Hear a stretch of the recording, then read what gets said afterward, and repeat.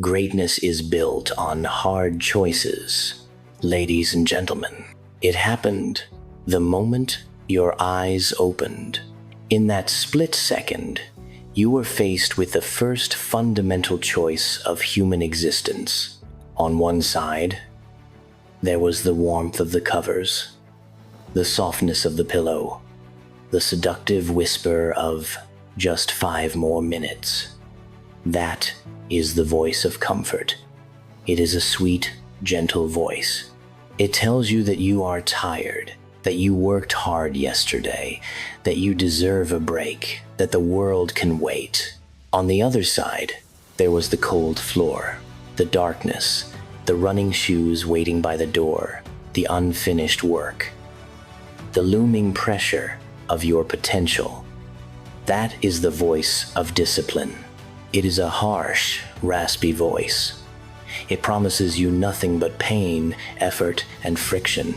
Most people, the vast majority of the population, hit the snooze button. They choose the pillow. They choose the path of least resistance. And in doing so, they cast a vote for mediocrity. They start their day by negotiating with their own weakness, and they lose. But you are here because you suspect that there is something more. You are here because you know deep in your gut that greatness is not found in the snooze button. Greatness is not found in the warmth. Greatness is built on the hard choices, the sedation of the modern world. We live in an era designed to destroy you. That sounds aggressive, doesn't it? But look around. The entire modern world is engineered to remove friction from your life. We have food delivered to our doorstep so we don't have to hunt or harvest.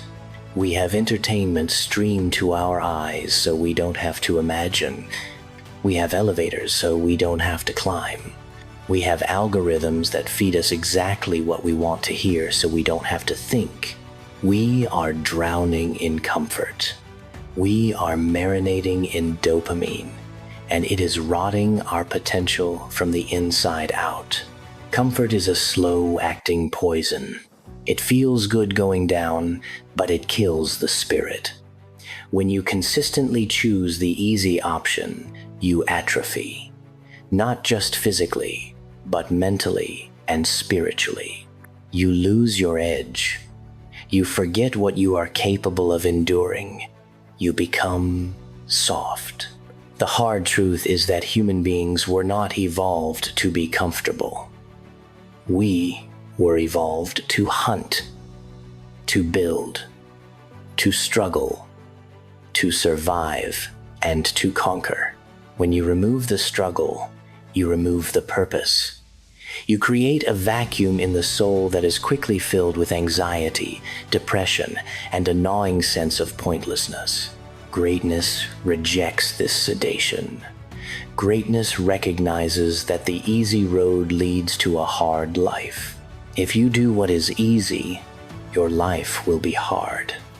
If you do what is hard, your life will be easy.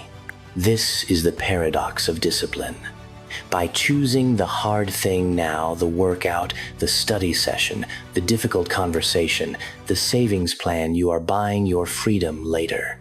By choosing the easy thing now, the junk food, the procrastination, the avoidance, the spending, you are building a prison for your future self. The anatomy of a hard choice. What does a hard choice actually look like? It's rarely a cinematic moment. There is no swelling orchestral music. There is no crowd cheering you on. Usually, a hard choice looks boring. It looks lonely. It looks quiet. The hard choice is sitting at a desk on a Friday night, studying complex variables while your friends are out at the club. The hard choice is meal prepping chicken and broccoli on Sunday afternoon when you'd rather be watching football.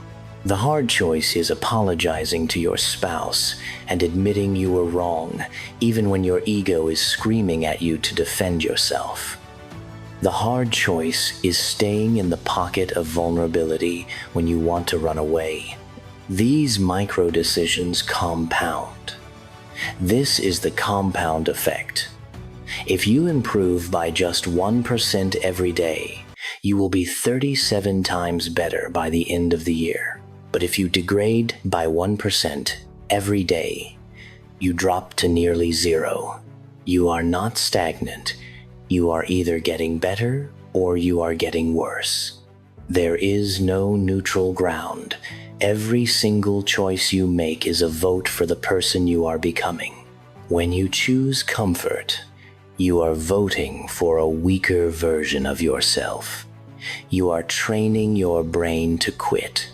You are building a neural pathway that says, when things get tough, I give up.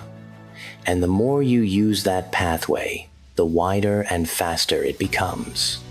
Eventually, quitting becomes a reflex. You don't even think about it anymore. You just fold at the first sign of resistance. But the opposite is also true. When you choose the hard path, you are training your brain to endure. You are callousing your mind. You are teaching your nervous system that you are the type of person who overcomes, killing the governor. The Navy SEAL David Goggins talks about the governor in your brain. Just like a car has a governor that limits its top speed to keep the engine safe, your brain has a governor that limits your effort to keep you safe. When you are running and you feel like you are dying, like you can't take another step, your brain is screaming, "Stop." But the reality is, you are only at about 40% of your actual capacity. Your brain is trying to reserve energy. It's a survival mechanism from the Stone Age. It wants to keep you fat and happy in the cave. To achieve greatness, you must override the governor. You must learn to be comfortable being uncomfortable. You have to enter the pain cave. This is that mental space where you want to quit, where your logic starts to bargain with you. You've done enough. Nobody is watching. It doesn't matter. This is the moment of truth. This is where champions are made. When that voice starts talking, you don't argue with it. You dominate it. You say, "I hear you, but we are not stopping." You have to realize that your mind is a suggestion engine, not a command center. Just because your mind suggests that you are tired doesn't mean you have to stop. Just because your mind suggests you are afraid doesn't mean you have to retreat. You are the observer of your thoughts, not the victim of them. Discipline is the art of telling your brain who is boss. Your legacy is watching. Finally, let's talk about who you are doing this for. You might think this is just about you, about your abs, or your bank account, or your career. But it is bigger than that. Your example leads the way. If you are a parent, your children are watching. They don't listen to what you say. They watch what you do. If they see you choose the couch over the craft, they will learn to be lazy. If they see you crumble under pressure, they will learn to be fragile. But if they see you stand up when you are knocked down, if they see you working when you are exhausted, they will learn what it means to be strong. If you are a leader, your team is watching. You cannot demand excellence from others if you tolerate mediocrity in yourself. And even if you are alone, your future self is watching. The person you will be in 10 years is depending on you right now. That person is begging you to make the hard choice. That person is praying that you don't hit snooze. That person needs you to be strong today so they can be successful tomorrow. Don't betray your future self. Don't sell out your potential for a cheap hit of dopamine.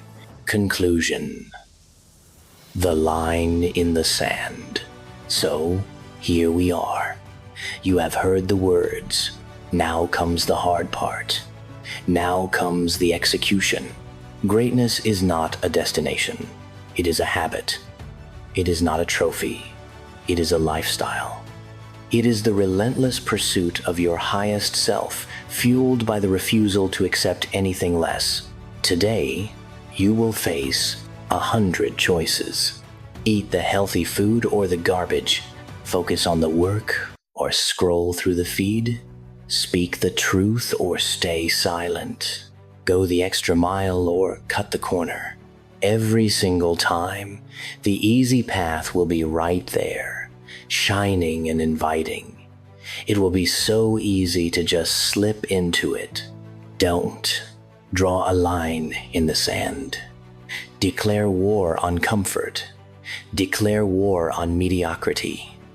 Embrace the suck. Fall in love with the grind. When your alarm goes off tomorrow morning, do not hesitate. Do not negotiate. Do not think. Get up. Put your feet on the floor. Stare into the darkness and smile. Because you know that while the rest of the world is sleeping, while the rest of the world is dreaming of success, you are awake and you are building it. Greatness is built on hard choices. Make yours now. How to apply this immediately. The Do It Anyway Challenge. For the next 24 hours, identify the one task you are dreading the most, the phone call you don't want to make, the workout you want to skip, or the project you've been procrastinating on. Step 1. Acknowledge the resistance. Say out loud, I really do not want to do this. Step 2. Follow it immediately with, but I am doing it anyway because I am in charge, not my feelings. Step 3. Execute the task immediately. No thinking, just motion. Would you like me to help you create a specific discipline schedule or a habit tracking framework to help you implement this mindset?